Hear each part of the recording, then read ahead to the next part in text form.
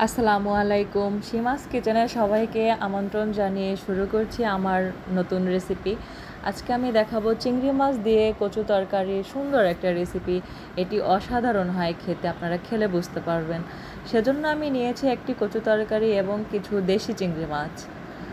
এই দেশি চিংড়ি মাছ দিয়ে কচু তরকারিটা এভাবে রান্না করে খেলে সত্যি অনেক মজার হয়। দেখুন, আমি সেজন্য কচু তরকারিটা এভাবে স্লাইস করে কেটে নিয়েছি এবং চিংড়ি মাছগুলোকে সুন্দরভাবে কেটে নিয়েছি।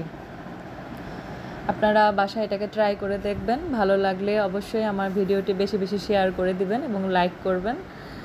এবং আমার চ্যানেলটি যারা এখনও সাবস্ক্রাইব করেননি তারা সাবস্ক্রাইব করতে ভুলে যাবেন না। দেখুন, আমি এবার চিংড়ি মাছগুলোকে ম্যারিনেট করে নেব। আমি লবণ দিয়ে দিলাম, হলুদ দেব এবং মরিচ দেবো অল্প পরিমাণে। এগুলো দিয়ে আমি মাছটাকে খুব সুন্দরভাবে ম্যারিনেট করব। অনেক সময় আমরা মাছ মাংস খেতে খেতে আমাদের মুখের রুচি পাল্টে যায়, সেজন্য আমরা মুখের রুচি ঘোরানোর জন্য এভাবে তরকারিটা রান্না করে খেতে পারি, তাহলে আমাদের সবারই ভালো লাগবে। আমি দেখুন চুলায় একটা প্যান বসিয়ে রেখেছি, সেটাকে গরম হতে দিয়েছি। এটা গরম হলে আমি এখানে তেল দেব, আস্তে আস্তে সব মশলাগুলো দেব এবং এগুলোকে ভালোভাবে কষাবো।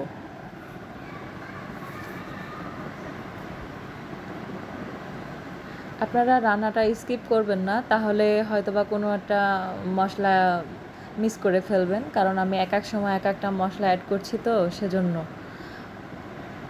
দেখুন, আমি তেলটা গরম হওয়ার পরে চিংড়ি মাছগুলোকে ঢেলে দিয়েছি। এবার এটাকে আমি সুন্দরভাবে নেড়ে চেড়ে ভেজে নেব, তাহলে সুন্দর একটা ঘ্রাণ বের হবে ভাজা চিংড়ি মাছের।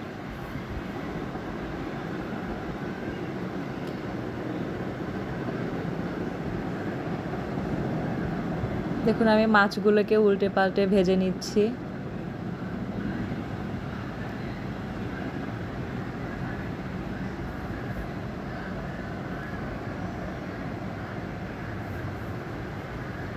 মাছগুলো ভাজা হয়ে গেলে এটাকে আমি নামিয়ে নেব। আমার মাছটা ভাজা হয়ে গিয়েছে, এবার এটাকে আমি নামিয়ে এই কড়াইতেই রান্নাটা করব।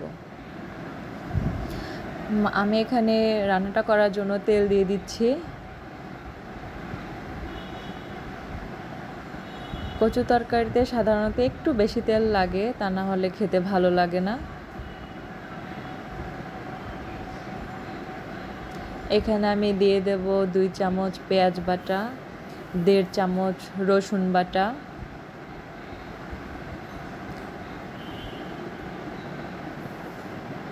1 চামচ আদা বাটা,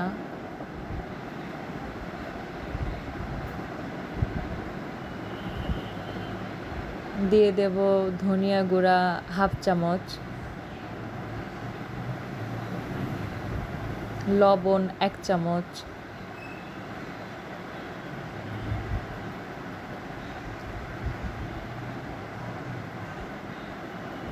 আমি মরিচ গুঁড়া দেব 1 চামচ, হলুদ গুঁড়া দেব আধা চামচ,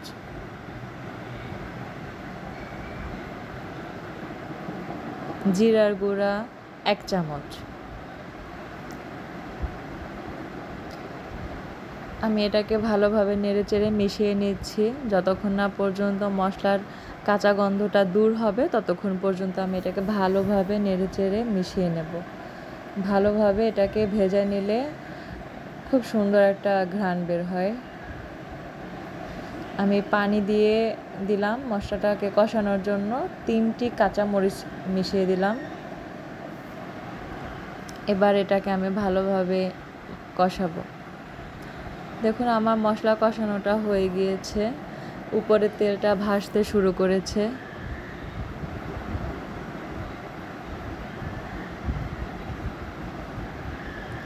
আমি যে তরকারিটা কেটে রেখেছিলাম সেটা এবার এখানে দিয়ে দিচ্ছি।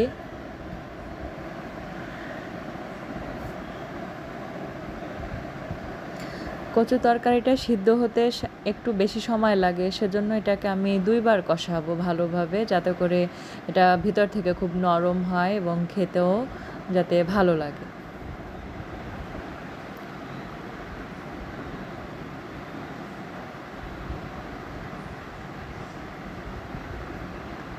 আপনারা বাসায় এভাবে রান্নাটা করার চেষ্টা করবেন, তাহলে দেখবেন সবারই খুব ভালো লাগবে এবং সবাই আপনার প্রশংসা করবে। সত্যি এই তরকারিটা আপনারা খেলে বুঝতে পারবেন এটা মুখে লেগে থাকার মতো একটা স্বাদ।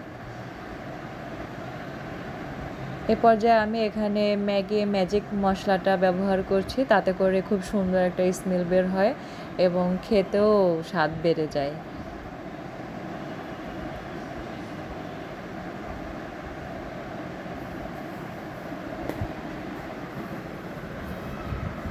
আমি এটাকে ভালোভাবে মিশিয়ে নেব।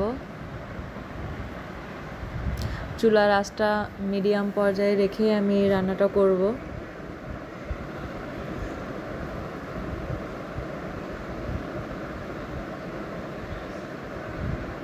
দেখুন মশলার সাথে এটা ভালোভাবে ভাজা হয়ে গিয়েছে, আমি কিছু পরিমাণ ঝোল দিয়ে দিচ্ছি। সেটা দিয়ে এটাকে আমি কচু তরকারিটা ভালোভাবে কষাবো, তাতে করে দেখা যায় অনেকটা সিদ্ধ হয়ে আসবে। আমি ঢাকনা দিয়ে ঢেকে দেবো এবং মাঝে মাঝে এটাকে নেড়ে চেড়ে দেবো।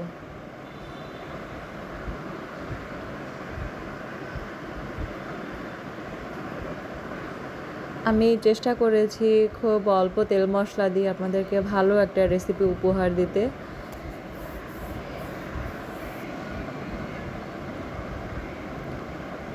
দেখুন ঝোলটা প্রায় টেনে এসেছে। এ পর্যায়ে আমি ভেজে রাখা চিংড়ি মাছগুলো দিয়ে দিচ্ছি এবং এটাকে আমি খুব ভালোভাবে মিশিয়ে নেব।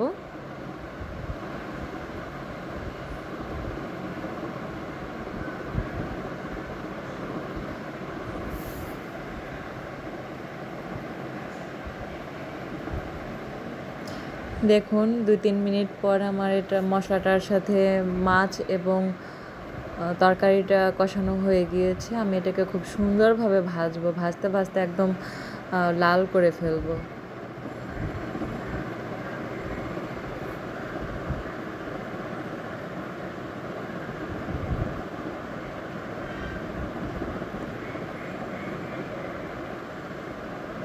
আমি এখানে রান্নাটা পুরোপুরি হওয়ার জন্য পানি মিশিয়ে দিচ্ছি। দেখুন আমি পানিটা কি পরিমাণ দিচ্ছি, তরকারির উপর পর্যন্ত পানি থাকবে, তাতে করে তরকারিটা ভালোভাবে সিদ্ধও হবে এবং ঝোলটাও পরিমাণ মতো থাকবে।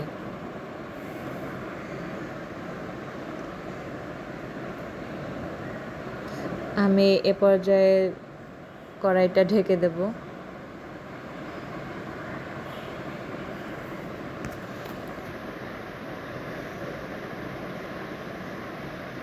ফিরে এসেছি 3-4 মিনিট পরে।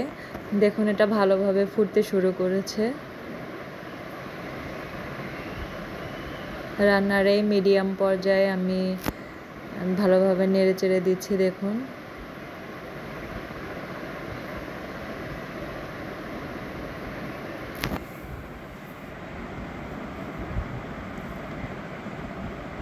আমি আবারও ঢাকনাটা খুলে নিয়েছি। এখন আমি এখানে 1 চামচ নারকেল বাটা দিচ্ছি। এই রেসিপিতে আমার নারকেল বাটাটা খুবই পছন্দ, বিশেষ করে চিংড়ি মাছের সাথে নারকেল দিলে খুবই ভালো টেস্ট হয়। আপনারা যারা নারকেল দিতে চান তারা দিতে পারেন, যারা দিতে চান না বা পছন্দ করেন না তারা না দিলেও সমস্যা নেই। কিন্তু আমার কাছে মনে হয় নারকেল বাটার কারণে রান্নার টেস্টটা একটু ভিন্ন রকম হয় এবং আমার খুব ভালো লাগে এটা। দেখুন আমার রান্নার ঝোলটা প্রায় টেনে এসেছে। এই পর্যায়ে আমি দেব ধনেপাতা কুচি, তাতে করে খুব সুন্দর একটা স্মেল বের হবে। এবং রান্নার শেষ পর্যায়ে এই পাতাটা দিয়ে দিলে আমার মনে হয় এটা খুব সুন্দরভাবে সিদ্ধও হবে এবং খেতেও ভালো লাগবে, সুন্দর একটা ঘ্রাণ আসবে। দেখুন আমার রান্নাটা হয়ে এসেছে, ঝোলটাও টেনে এসেছে। আমি এই পর্যায়ে এটাকে চুলা থেকে নামিয়ে নেব এবং ঠান্ডা হলে আপনাদেরকে পরিবেশন করে দেখাচ্ছি এটা দেখতে কীরকম হয়। দেখুন আমার রান্নাটা শেষ, এবার এটাকে আমি পরিবেশন করছি। দেখুন দেখতে এটাকে কতটা সুন্দর লাগছে এবং আপনারা বাসায় অবশ্যই ট্রাই করবেন এবং ভালো লাগলে আমাকে লাইক করবেন এবং শেয়ার করে দেবেন ভিডিওটা বেশি বেশি। অবশ্যই সাবস্ক্রাইব করবেন।